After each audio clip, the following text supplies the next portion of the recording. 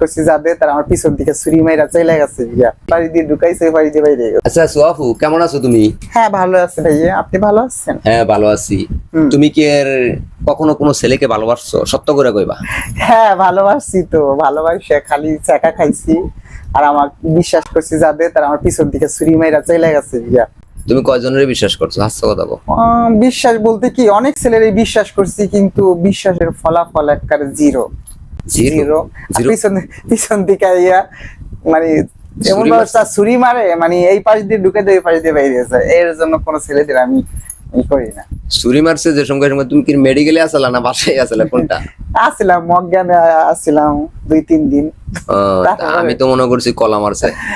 না কলা না, ছুরি মারছে, চোক্কা ছুরি। চোক্কা ছুরি। এই পাশ দিয়ে ঢুকাইছে, এই পাশ দিয়ে বাইরে গেছে। আচ্ছা তাই তুমি কয়জনের সাথে রিলেশন করছো? সত্য করে কইবা। হ্যাঁ রিলেশন করছি, একজনের সাথে করছি, সে তো চলে গেছে, তার ছেলে মেয়ে হয়েছে।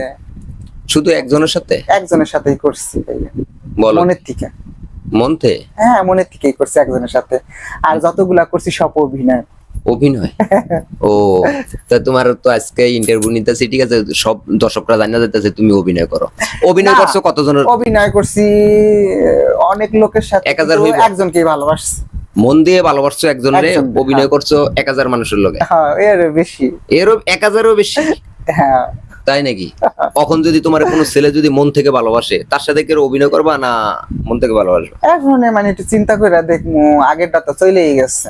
তাকে বলতে পারো না তুমি, তাই না? না তাকে বলতে পারি না। তোমাকে কি ফোন দেয় যাকে ভালোবাসছো মন থেকে? না এখনো ফোন টোন কিছুই দেয় না। ওর গ্রামের বাড়ি কোথায়? এই আমাদের পার্শ্ববর্তী। তো দেখা হয় মাঝে মাঝে? দেখা হয়েছিল কয়েকদিন আগে। দেখে তো তুমি টাসকি গেছো? হ্যাঁ আমি দেখছি, ও দেখে না, এর কারণে। ও যাও নাই? আমি তো জড়ায় ধরো না গিয়া?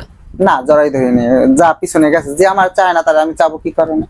আর এখনো যদি আসে, এতদিন তো অভিনয় করছি এক একজনের সাথে, আর এখন যদি কেউ আসে ঠিক তার মনের মানুষকে রাখবে, তাই আমাদের তো দরকার লাগে, বুঝেন না? আচ্ছা আমি তো শুনলাম, ঠিক আছে, তোমারে যে বিয়ে করবো, ঠিক আছে, তাকে বিলে তোমার পাশে বিলে নতুন একটা ফ্ল্যাট উড়াইতেছো 5 তলা, সেটা বিলে দিবা, আবার আর 1.5 দিবা, এটা কি বাস্তব? তো আমি দিমু, সমস্যা নাই, যে আমাকে ভালোবাসবে তারা আমার কলিজা কাটতে দিতে আমি রাজি আছি। ও কলিজা কাটটা দিবা, তুমি ফ্ল্যাট দিবা না? ফ্ল্যাট দিমু, সে যদি আমার ভালোবাসে, যদি 1 বছর থেকে যদি চইলা, কিভাবে দিমু? একটা কথা কি, মেয়েদের যা আছে আমাদের তা আছে। এর জন্য যদি কোনো ছেলেরা যদি ভালোবাসে চইলা যায়, এ তার ব্যর্থতা। তোমরা তো মেয়েরা তো বাচ্চা দিতে পারে, তাই না? তোমরা তো বাচ্চা দিতে পারবে না। তো কিন্তু শুধু মেয়েরা বাচ্চা দিতে পারে, আমরা বাচ্চা দিতে পারি না, এইটাই ব্যবধান। এটাই ব্যবধান। এখন থার্ডজেন্ডারে কি কোনো রকমের বাচ্চা দেওয়ার কোনো যোগ্য নাই, তাই না? না এই মাঝে মধ্যে শোনা যায় যে টিউবে বাচ্চা, এটা শোনা কথায় মানে কেউ না, মানে বিশ্বাসযোগ্য না। এর জন্য মানে অনেক জায়গায় শুনছি, কিন্তু এটা সত্যি না।